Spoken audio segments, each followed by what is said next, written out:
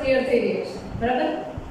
Of course કે આપણે try કરીશું કે આખું ચેપ્ટર જે છે એ જે રીતે તમને ફર્સ્ટ લેક્ચર ક્લિયર થયું છે એ જ રીતે ક્લિયર થાય અને એક્ઝામને લઈને જે કોઈ પણ ડાઉટ્સ રહે છે એ પણ આ લેક્ચર્સ થ્રુ તમારે ક્લિયર થઈ જાય એવી જ આપણે ટ્રાય કરવાની છે, બરાબર? તો લાસ્ટ લેક્ચરની અંદર આપણે આનુવંશિક દ્રવ્ય છે એને લઈને વાત કરતા હતા અને આનુવંશિક દ્રવ્ય કોને કહેવાય, મુખ્યત્વે કાર્બનિક સંયોજનો આપણા શરીરમાં કયા કયા છે અને એમાંથી કોણ આનુવંશિક દ્રવ્ય છે ને એ માહિતી આપણે લીધી. હવે આ લેક્ચરની અંદર ખાસ કરીને આપણે વાત કરીએ છીએ ડીએનએ અને આરએનએ ની બંધારણીય સંરચના છે એના માટે. શેના માટે વાત કરીએ છીએ? ડીએનએ અને આરએનએ છે એની બંધારણીય સંરચના છે એના માટે વાત કરીએ છીએ. લાસ્ટ લેક્ચરની અંદર આપણે એવું જોયું કે આપણા શરીરના મુખ્ય કાર્બનિક સંયોજનો કયા છે કે જે બંધારણીય ઘટક તરીકે વર્તે છે, જેની અંદર પ્રોટીન, કાર્બોદિત, લિપિડ, ન્યુક્લિક એસિડ આ ચાર જે છે મુખ્ય, જેમાંથી આજે પર્ટિક્યુલરલી આપણે વાત કરવાના છીએ ન્યુક્લિક એસિડ માટે. અને ન્યુક્લિક એસિડના મુખ્ય બે પ્રકાર, એકને આપણે કહીએ છીએ ડીએનએ અને આરએનએ. બંનેની સંરચના જે છે એ અલગ પ્રકારની છે, જેનું નામ છે થોડા ઘણા પ્રમાણમાં સિમિલર છે, પણ તમને યાદ હશે કે કેમિસ્ટ્રીમાં એક હાઇડ્રોજન કે કાર્બનનો હોય ને તો પણ એનું નામ બદલાય છે, એના ગુણધર્મો બદલાય છે, બરાબર? તો સેમ એ જ પ્રકારે અહીંયા આગળ તમે જુઓ તો ડીએનએ એટલે આપણે શું કહેતા હતા? Deoxy ribonucleic acid. જ્યારે અહીંયા આગળ શું કહીએ છીએ? Ribonucleic acid. ખાલી અહીંયા આગળ ડી લગાડીએ છીએ. ડી નો મતલબ અહીંયા એવો રાખવાનો કે દૂર થાય છે. કોણ દૂર થાય છે? તો કે ઓક્સિજન દૂર થાય છે. ક્યાંથી દૂર થાય છે? તો કે શર્કરા જે હોય છે ડીએનએ ના બંધારણમાં એની અંદરથી બીજા નંબરના કાર્બન ઉપરથી તમને ઓક્સિજન છે દૂર થતો જોવા મળે છે, એટલા માટે એને ડીઓક્સીરિબો શર્કરા કહીએ છીએ. જ્યારે આરએનએ છે એની અંદર તો કે શર્કરાના બીજા કાર્બન ઉપર જે રીતે બંધારણ છે એ જ રીતે ઓક્સિજનની હાજરી છે, એટલા માટે આપણે શું કહીએ છીએ? તો કે રિબો શર્કરા, બરાબર? અને રિબો શર્કરા પરથી એનું નામ પડે છે રિબોન્યુક્લિક એસિડ અને આનું નામ પડે છે ડીઓક્સીરિબોન્યુક્લિક એસિડ. ચલો બંધારણની અંદર આગળ વાત કરીએ. આ ખાલી બેઝિક ખ્યાલ છે. ડીએનએ અને આરએનએ શું છે આપણા માટે? તો કે બંને જે છે આપણા માટે આનુવંશિક દ્રવ્ય છે. આનુવંશિક દ્રવ્ય જેને ઇંગ્લિશમાં આપણે કહીએ છીએ જેનેટિક મટીરીયલ.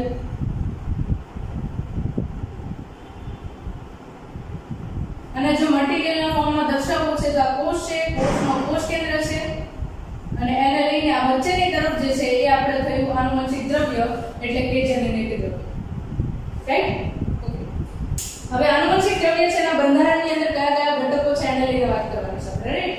તો બંધારણની અંદર જોઈએ તો મુખ્ય આપણે ત્રણ ઘટકોની અંદર ડિવિઝન આપેલું, બરાબર? ડિવિઝન મુખ્ય ત્રણ ઘટકોની અંદર આપેલું. સૌથી પહેલું જે છે એને આપણે કહીએ છીએ અહીંયા આગળ રિબો શર્કરા.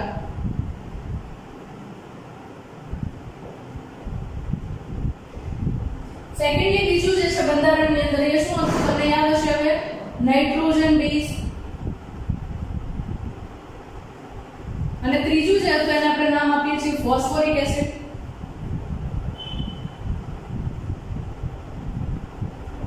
Hold for 1 minute.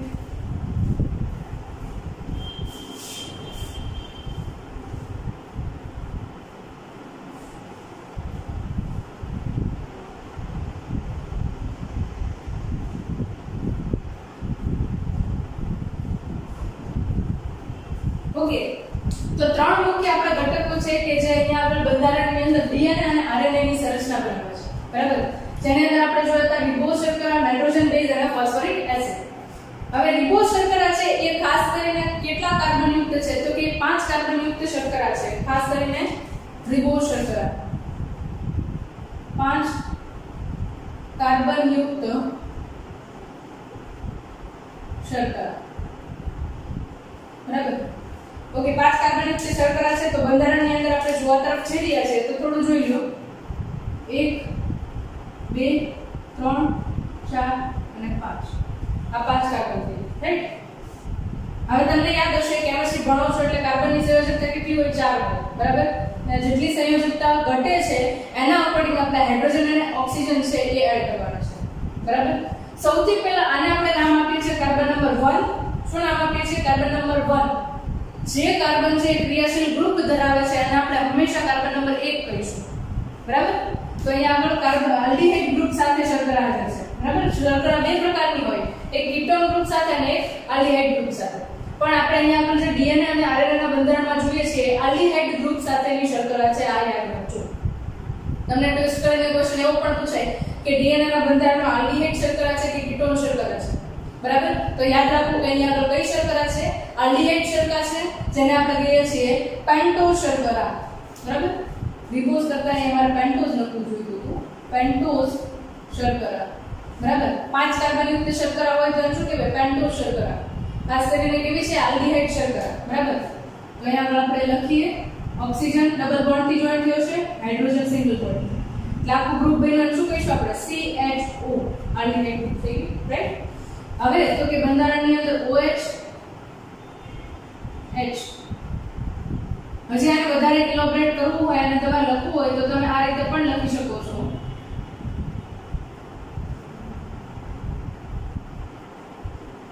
સોરી, અહીંયા આગળ આવશે CH2O અને H, બરાબર? આ ક્લિયર થતું હશે. હવે જોઈ લો, તમને ખબર પડી જશે બંધારણ બરાબર છે કે નહીં. ઓક્સિજનની સંયોજકતા કેટલી હોય? 2 હોય. કાર્બનની સંયોજકતા 4 હોય. હાઇડ્રોજનની સંયોજકતા 1 હોય. અહીંયા આગળ તમે બધી જ સંરચના છે એની અંદર જોઈ શકો છો. આ પેન્ટોઝ શર્કરા છે જેની અંદર રહેલા બધા જ કાર્બન, હાઇડ્રોજન અને ઓક્સિજનની સંયોજકતા પૂર્ણ થઈ છે. આ થોડું વધારે ઇલોબરેટ કરીને સ્ટ્રક્ચર મેં લખેલું છે, બટ એને તમે આ રીતે પણ લખી શકો છો. CHO CH2 sorry CHOH CHOH CHOH ચાર છે ને? CHOH ચાર થઈ ગયા એટલે અહીંયા આવશે CH2OH. છેલ્લો કાર્બન છે એની અંદર CH2OH, પહેલા કાર્બનની અંદર CHO, પછીના બધા જ કાર્બન છે એની અંદર CHOH, બરાબર? આ રીતે સ્ટ્રક્ચર છે લખી શકીએ. આ કયું બંધારણ થયું? તો કે પેન્ટોઝ શર્કરા માટેનું શૃંખલાનું બંધારણ છે એવું કહી શકીએ. હવે આપણે જોઈએ એનું રિંગ સ્ટ્રક્ચર છે કેવી રીતે હોય છે, બરાબર? તો રિંગ સ્ટ્રક્ચર જે છે એની અંદર તમે જુઓ તો કંઈક તમે આવું જોવાના છો. પેલા 4 કાર્બન યુક્ત રિંગ છે એ ડ્રો કરવી. આટલું ડિટેલ સ્ટ્રક્ચર છે એ તમને કદાચ ટેક્સ્ટ બુકમાં નથી આપેલું, બટ આપણે જો પોઈન્ટ્સને ક્લિયર કરવા છે તો આ સ્ટ્રક્ચર છે આપણને આવડવું જોઈએ, કારણ કે ચેપ્ટર નંબર 9 ની અંદર તમને બંધારણ આવી ચૂક્યું છે અને આના ઉપરાંત કેમિસ્ટ્રીની અંદર પણ આખું ચેપ્ટર છે જેની અંદર તમને આ રીતે બંધારણ છે એ કરાવવામાં આવ્યું છે, બરાબર? તો બેટર છે કે તમે બાયોલોજીની અંદર એક સ્ટ્રક્ચર છે આરામથી સમજી શકો, બરાબર? ઓકે, હવે અહીંયા આગળ આપણી પાસે કાર્બન નંબર 1 છે, બરાબર? તો એની અંદર આવશે OH અને H, OH H, OH H, અહીંયા આગળ H CH2OH. આ રિંગ સ્ટ્રક્ચર, બરાબર? હવે અહીંયા કાર્બનના નામ આપી દો, નંબર સોરી, કારણ કે અહીંયા આગળ કાર્બન નંબર 1 છે, 2 છે, 3 છે, 4 છે અને આ 5 છે.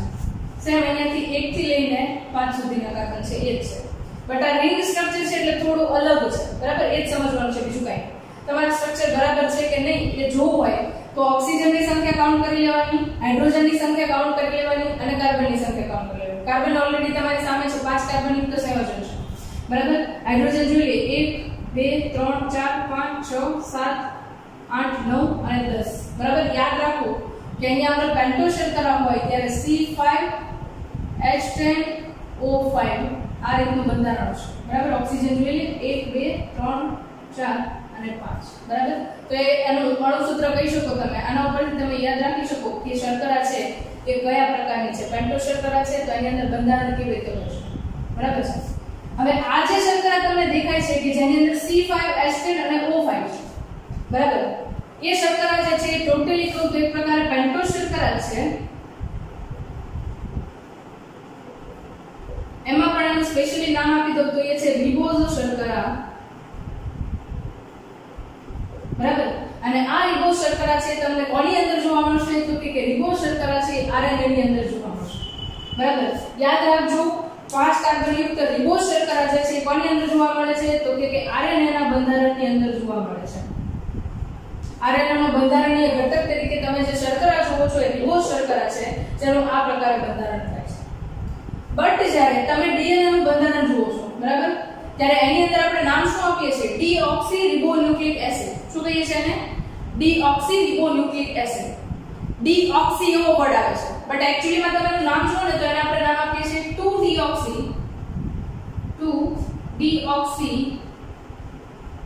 ribonucleic acid. ribonucleic acid. હવે અહીંયા આગળ વર્ડ છે 2-deoxyribonucleic એટલે કે અહીંયા આગળ બીજા નંબરના કાર્બન ઉપરથી ઓક્સિજન છે એ દૂર થાય છે એટલા માટે એના નામ આપીએ છીએ 2-deoxyribonucleic acid. બરાબર? આ બંધારણ છે રિબો શર્કરાનું છે એમને રાખી આપણે ડીઓક્સીરિબો શર્કરા માટે બંધારણ છે અહીંયાથી ફરીથી ડ્રો કરી દઉં છું હું તમને જે તમારા રેફરન્સ માટે બેટર રહેશે. રાઈટ? ઓકે, અહીંયા આગળ આવશે OH અને H, અહીંયા આગળ આવશે H H.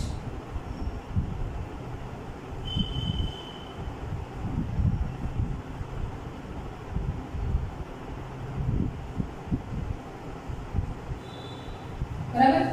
હવે તમારે એક જ પોઝિશન છે એને માર્ક કરવાની છે. કઈ? તો કે આ જે બીજા નંબરના કાર્બન સાથેની પોઝિશન છે એને તમારે માર્ક કરવાની છે, જેની અંદર તમને બીજા નંબરના કાર્બન ઉપરથી OH સાથેનું ગ્રુપ હતું એના બદલે માત્ર ને માત્ર ઓક્સિજન છે એનું વિસ્થાપન થઈ જાય છે, જેના કારણે એ રહી જાય છે અને કહીએ છીએ 2-deoxyribonucleic acid. એકચ્યુઅલી માં નામ એનું એ છે 2-deoxyribonucleic acid કારણ કે બીજા નંબરના કાર્બન ઉપરથી ઓક્સિજન છે એ રિમૂવ થઈ છે. ઓકે, 2-deoxyribonucleic acid જે છે એ બનાવવા માટે અહીંયા આગળ જે શર્કરા છે શું કહીએ છીએ આપણે? 2-deoxyribose શર્કરા. રિબોઝ શર્કરા શું કહીશું એને? 2-deoxyribose શર્કરા. અને કોની અંદર જોવા મળે છે? તો કે એ જોવા મળે છે આપણને DNA ના બંધારણમાં. બરાબર? એટલા માટે શું કહીએ છીએ આપણે? deoxyribonucleic acid. આજે તમને નામનો એક્ચ્યુઅલ મતલબ ખબર પડી હશે કે શા માટે એને deoxyribonucleic acid કહીએ છીએ. કારણ કે D નો મતલબ એવો કાઢવાનો કે અહીંયા આગળ D એટલે એક વસ્તુ છે રિમૂવ થાય છે એવો તમે એનો મીનિંગ કાઢશો. ક્લિયર? રાઈટ? રિબોઝ શર્કરા છે કોની અંદર હોય છે? RNA ની અંદર હોય છે. deoxyribose શર્કરા કોની હોય છે? તો કે DNA ની અંદર હોય છે. બીજા નંબરના કાર્બન ઉપરથી OH ગ્રુપમાંથી ઓક્સિજન છે એનું વિસ્થાપન થાય છે, જેના કારણે આપણે એને 2-deoxyribonucleic acid કહીએ છીએ. Is that clear for all? Right? Next જોઈએ બીજી જે સંરચના છે એ આપણી પાસે છે અહીંયા ફોસ્ફોરિક એસિડ ની સંરચના. ફોસ્ફોરિક એસિડ છે એટલે અહીંયા H3PO4 કહી શકો તમે. બરાબર? H3PO4. બરાબર?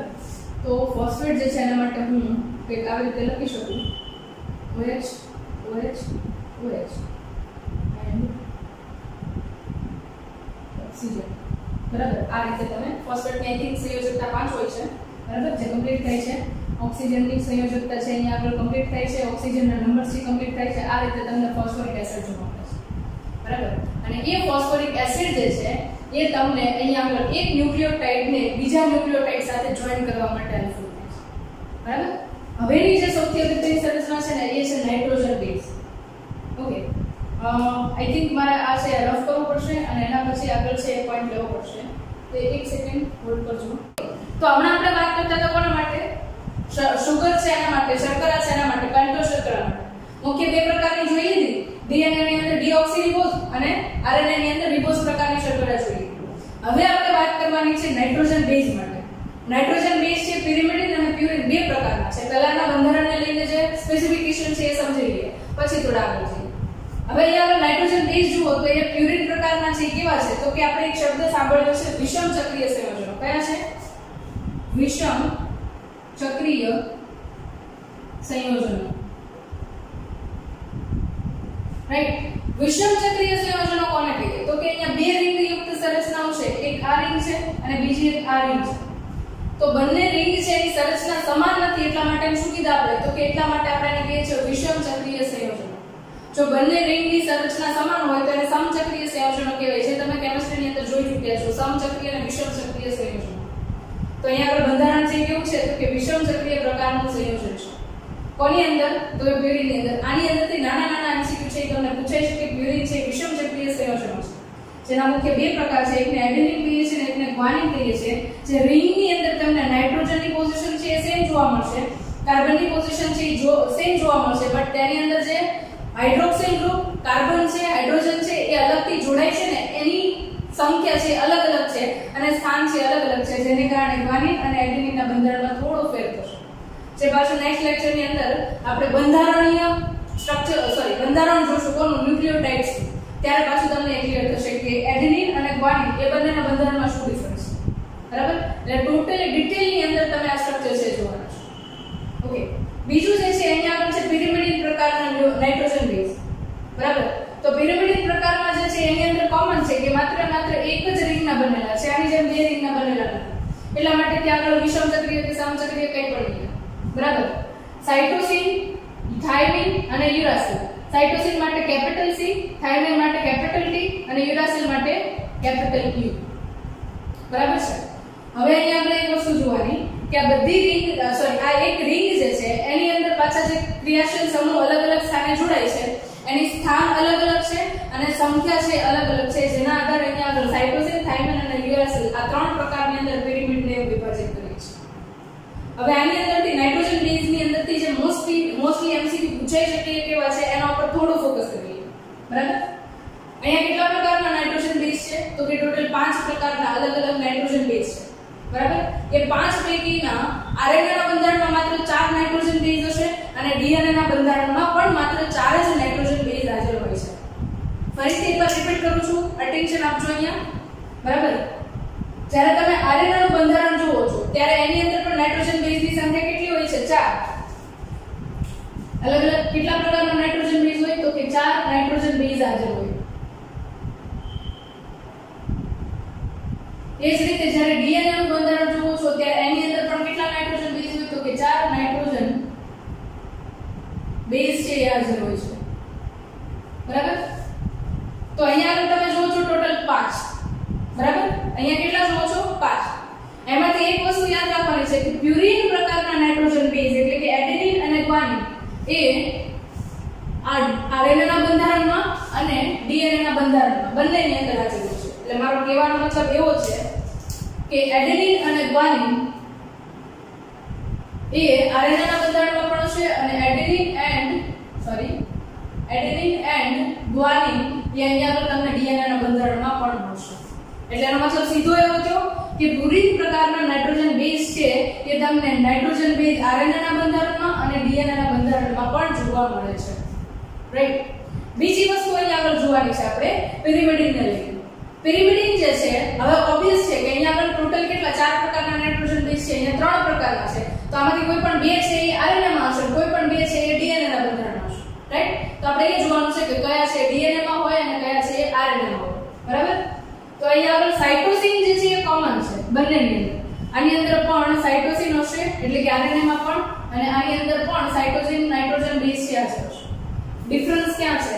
તો કે ડિફરન્સ જે છે એ થાઇમિન અને યુરાસિલમાં છે. થાઇમિન પ્રકારનો જે પિરિમિડિન નાઇટ્રોજન બેઝ છે એ તમને માત્ર ને માત્ર ડીએનએ માં જોવા મળશે. થાઇમિન પ્રકારનો નાઇટ્રોજન બેઝ છે માત્ર ને માત્ર કોની અંદર જોવા મળશે? ડીએનએ ની અંદર જોવા મળશે. જ્યારે યુરાસિલ પ્રકારનો જે નાઇટ્રોજન બેઝ છે એ માત્ર ને માત્ર તમને આરએનએ ના બંધારણમાં જોવા મળશે. એટલે ઇનડાયરેક્ટલી હું એવું કહી શકું કે આરએનએ ના બંધારણની અંદર યુરાસિલ પ્રકારનો નાઇટ્રોજન બેઝ છે અને થાઇમિન છે એ ડીએનએ ના અંદર હોય છે. ક્લિયર? રાઈટ. તો તમારે એક લિંક જ બનાવી દેવાની છે કે એમસીક્યુ ની અંદર પૂછે કે આ પૈકીનો કયો નાઇટ્રોજન બેઝ હોય છે કે નથી હોતો. તો જ્યારે નાઇટ્રોજન બેઝ તરીકે આરએનએ ની વાત થાય ત્યારે AGCU હોય અને જ્યારે ડીએનએ ની વાત થાય ત્યારે AGCT હોય. બરાબર. ટી અને યુ જે છે બંનેને ડિફરન્શિએટ કરી દેવાનું છે. યુરાસિલ છે માત્ર ને માત્ર આરએનએ ના બંધારણમાં હશે અને થાઇમિન જે છે માત્ર ને માત્ર ડીએનએ ના બંધારણમાં હોય છે. Is that clear for all? Right. I think તમને લોકોને આ બંધારણ છે સમજાઈ ચૂક્યું છે. હવે એને લઈને થોડી હું આગળ જાઉં છું. તમે એવું સાંભળ્યું છે કે આરએનએ અને ડીએનએ જે છે બંને પોલીન્યુક્લિયોટાઇડ શૃંખલા છે. શું કહીએ છીએ આપણે? પોલીન્યુક્લિયોટાઇડ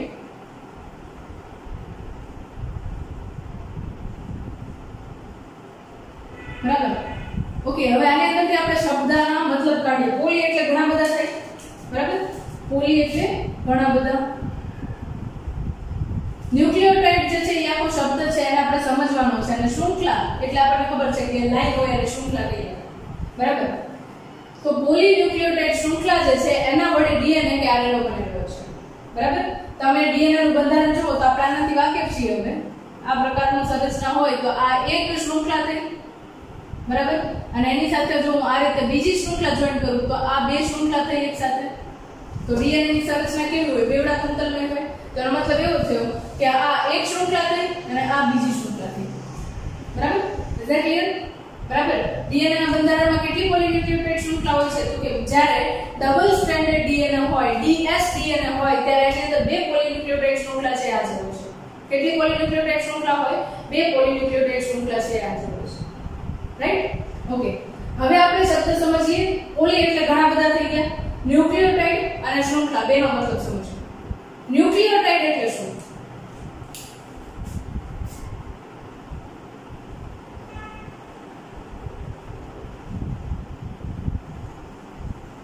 બરાબર?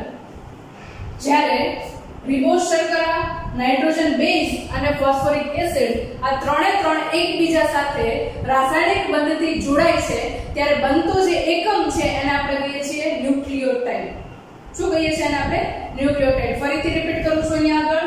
રિબોઝ શર્કરા, નાઇટ્રોજન બેઝ કે ફોસ્ફોરિક એસિડ આ ત્રણ એકબીજા સાથે રાસાયણિક બંધથી જોડાય છે ત્યારે આપણે એને શું કહીએ છીએ? ત્યારે આપણે એને નામ આપીએ છીએ અહીંયા આગળ ન્યુક્લિયોટાઇડ. કઈ ત્રણ સંરચના? એક તો આપણે કીધું રિબોઝ શર્કરા. રિબોઝ કરતા હું એવું કહું પેન્ટોઝ શર્કરા. પેન્ટોઝ શર્કરા plus nitrogen base plus phosphoric acid.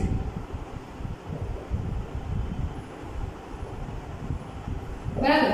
જ્યારે ત્રણે એકબીજા સાથે રાસાયણિક બંધથી જોડાય ત્યારે આપણે શું કહીશું? ન્યુક્લિયોટાઇડ કહીશું. ઓકે. કોની વચ્ચે કયા રાસાયણિક બંધ હોય એના ઉપર ફરીથી એમસીક્યુ પૂછાઈ શકે. પેન્ટોઝ શર્કરા અને નાઇટ્રોજન બેઝ છે એના વચ્ચેનો જે રાસાયણિક બંધ છે એને કહીએ છીએ આપણે ગ્લાયકોસિલિક બંધ.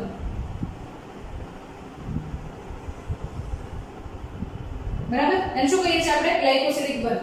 બટ અહીંયા આગળ સ્પેશિયલ ટાઈપનો બંધ છે એટલા માટે એને એન ગ્લાયકોસિલિક બંધ કહીએ છીએ. કઈ રીતે? ધ્યાન આપજો સાહેબ. આ જે છે આપણને ખબર છે કાર્બન નંબર 1 છે, આ બીજી પોઝિશન છે, આ ત્રીજી છે, આ ચોથી છે અને આ પાંચમી છે. રાઈટ? ઓકે. સેમ એ જ પ્રકારે અહીંયા 1 થી 9 પોઝિશન આપેલી છે. રાઈટ? તો જ્યારે ગ્લાયકોસિલિક બંધ છે એને લઈને વાત કરીએ છીએ ત્યારે અહીંયા આગળ ડીઓક્સી રિબોઝ શર્કરા છે અથવા તો કે પેન્ટોઝ શર્કરા છે એનો પહેલો કાર્બન છે એની વચ્ચે અને પ્યુરિન પ્રકારના નાઇટ્રોજન બેઝ છે એની વચ્ચેનો જે નવમો નાઇટ્રોજન છે એની વચ્ચે બંધ બને છે. કોની વચ્ચે બંધ બને છે? તો કે પાણીનો અણુ ગુમાવવાથી કાર્બન નંબર 1 અને રિંગની અંદર પોઝિશન નંબર 9 બરાબર એ પ્યુરિન પ્રકારના નાઇટ્રોજન બેઝ છે બંને વચ્ચે બંધ બને છે જેની અંદર N છે એટલે કે નાઇટ્રોજન છે બંધ બનાવવામાં વચ્ચે મધ્યસ્થી તરીકે હોય છે એટલા માટે એને N ગ્લાયકોસિલિક બંધ કહીએ છીએ. જનરલી તમને ખબર હશે કે કાર્બોદિત પદાર્થો છે એની વચ્ચે જ્યારે બંધ બને ને ત્યારે એને નામ આપીએ છીએ શું? આપણે ગ્લાયકોસિલિક બંધ. શું કહીએ છીએ આપણે? ગ્લાયકોસિલિક બંધ. બટ અહીંયા આગળ નાઇટ્રોજન હાજર છે એટલા માટે આપણે શું કહીએ છીએ? N ગ્લાયકોસિલિક બંધ. આનું આખું બંધારણથી પાછું બોર્ડ પર ડ્રો કરીને પાછું તમને એક્સપ્લેન કરીશ. ડોન્ટ વરી, અત્યારે પૂરતું આ યાદ રાખો. બરાબર? એટલે પેન્ટોઝ શર્કરા અને નાઇટ્રોજન બેઝ વચ્ચે કયો બંધ હોય છે? N ગ્લાયકોસિલિક બંધ. બરાબર? અને એ સાથે તમે જુઓ તો આ આખો જે એકમ બને ને પેન્ટોઝ શર્કરા અને નાઇટ્રોજન બેઝ એકબીજા સાથે જોડાય ત્યારે તો એને આપણે નામ આપીએ છીએ ન્યુક્લિયોસાઇડ. શું કહીએ છીએ એને આપણે? ન્યુક્લિયોસાઇડ. ન્યુક્લિયોસાઇડ. બરાબર? બે શબ્દ એવા અહીંયા આગળ એકની અંદર ત આવે છે ન્યુક્લિયોટાઇડ અને બીજાની અંદર સ આવે છે ન્યુક્લિયોસાઇડ. ન્યુક્લિયોસાઇડ ક્યારે બનશે? જ્યારે પેન્ટોઝ શર્કરા અને નાઇટ્રોજન બેઝ બંને એકબીજા સાથે N ગ્લાયકોસિલિક બંધ વડે જોડાશે ત્યારે એને કહીશું આપણે ન્યુક્લિયોસાઇડ. બરાબર? એના પછી જ્યારે ન્યુક્લિયોસાઇડ સાથે ફોસ્ફોરિક એસિડ જે છે અથવા તો કહું કે ફોસ્ફેટ ગ્રુપ છે એ જોઈન્ટ થાય છે ત્યારે જે બને છે એને આપણે નામ આપીશું ન્યુક્લિયોટાઇડ. બરાબર? શું કહીશું ત્યારે આપણે એને? ન્યુક્લિયોટાઇડ. ઓકે. હવે એ જોઈએ કે ન્યુક્લિયોસાઇડ છે એની સાથે ફોસ્ફોરિક એસિડ છે એ કોના મદદથી જોડાય છે? કયો બંધ હોય છે એમની વચ્ચે?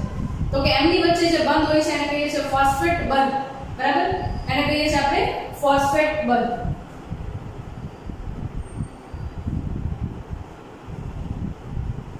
બરાબર? તો આ જે બેનો એ શું થયું તો કે પોલીન્યુક્લિયોટાઇડ છે એનો મોનોમર. તમને એવું પૂછે કે ડીએનએ નો મોનોમર કયો કહી શકીએ અથવા તો આરએનએ નો મોનોમર કયો કહી શકીએ તો કે આરએનએ અને ડીએનએ નો મોનોમર એટલે અહીંયા આગળ આવશે ન્યુક્લિયોટાઇડ. શું આવશે અહીંયા આગળ? ન્યુક્લિયોટાઇડ, જેના બંધારણમાં ત્રણ સંરચના પેન્ટોઝ શર્કરા, નાઇટ્રોજન બેઝ અને ફોસ્ફોરિક એસિડ. બરાબર. ફોર એક્ઝામ્પલ, આ એક ન્યુક્લિયોટાઇડ છે, એની સાથે આ બીજો ન્યુક્લિયોટાઇડ, આ ત્રીજો ન્યુક્લિયોટાઇડ, એવી રીતે આ એક શૃંખલાની અંદર હોય. એ જ રીતે અહીંયા આગળ એક ન્યુક્લિયોટાઇડ, બીજો ન્યુક્લિયોટાઇડ, એવી રીતે આ બીજી શૃંખલાની અંદર હોય અને બંને એકબીજા સાથે બંધ વડે જોડે છે અને એના વડે ડીએનએ ની બેવડી શૃંખલા બને છે. ફરીથી લેક્ચરની હાઇલાઇટ કરી લઈએ કે આપણે શું સમજીએ છીએ. બરાબર. પહેલું આપણે ડીએનએ અને આરએનએ ની સંરચના જોઈએ છે, જેની અંદર પેન્ટોઝ શર્કરા, નાઇટ્રોજન બેઝ અને ફોસ્ફોરિક એસિડ જોઈએ છે. આ એકદમ ક્લિયર છે, મારે આની અંદર કઈ ડિસ્કશન નથી કરવું. આ સ્ટ્રક્ચર છે એ પણ એકદમ ક્લિયર છે, આની અંદર પણ કઈ ડિસ્કશન નથી કરવું. આના ઉપર થોડું ભાર આપીએ. ન્યુક્લિયોટાઇડ ના બંધારણમાં શું હોય તો કે ઇનડાયરેક્ટલી એવું પણ કહી શકો ન્યુક્લિયોસાઇડ પ્લસ ફોસ્ફેટ. આ બંને જ્યારે જોડાય ત્યારે શું બનાવશે? ન્યુક્લિયોટાઇડ બનાવશે. પણ જ્યારે તમે ન્યુક્લિયોસાઇડ નું બંધારણ જોવો છો ત્યારે એના બંધારણમાં શું હોય તો કે પેન્ટોઝ શર્કરા અને નાઇટ્રોજન બેઝ બંને એકબીજા સાથે એન ગ્લાયકોસિડિક બંધથી જોડાય છે, જેને આપણે કહીએ છીએ ન્યુક્લિયોસાઇડ. ન્યુક્લિયોસાઇડ સાથે ફોસ્ફેટ બંધથી કોણ જોડાશે? ફોસ્ફોરિક એસિડ, જેના દ્વારા બનતી સંરચનાને આપણે શું કહીશું? ન્યુક્લિયોટાઇડ. જ્યારે ઘણા બધા ન્યુક્લિયોટાઇડ છે એકબીજા સાથે જોડાય ત્યારે જે લાંબી શૃંખલા બને એમને કહીએ છીએ પોલીન્યુક્લિયોટાઇડ. અને જ્યારે બે પોલીન્યુક્લિયોટાઇડ છે એ બંને એકબીજા સાથે જોડાય ત્યારે એને કહેવાય છે ડાઈ પોલીન્યુક્લિયોટાઇડ શૃંખલા વડે બનતો ડીએનએ નો અણુ અથવા તો ડીએનએ નો કાર્બનિક સંયુક્ત. બરાબર. આ જે છે ડીએનએ લઈને ઇન્ફોર્મેશન, આરએનએ અને ડીએનએ લઈને ઇન્ફોર્મેશન આપે છે. બરાબર. મોસ્ટલી મારો ફોકસ એના ઉપર છે કે એમસીક્યુ કઈ રીતે પૂછાઈ શકે અને તમારે કયા પોઈન્ટ્સ ઉપર ધ્યાન દેવું જોઈએ. છતાં પણ આને લઈને જો કોઈ પણ ડાઉટ હોય તો તમે કમેન્ટ સેક્શનમાં કમેન્ટ કરી શકો છો. હું ટ્રાય કરીશ કે તમારા કમેન્ટ્સને આન્સર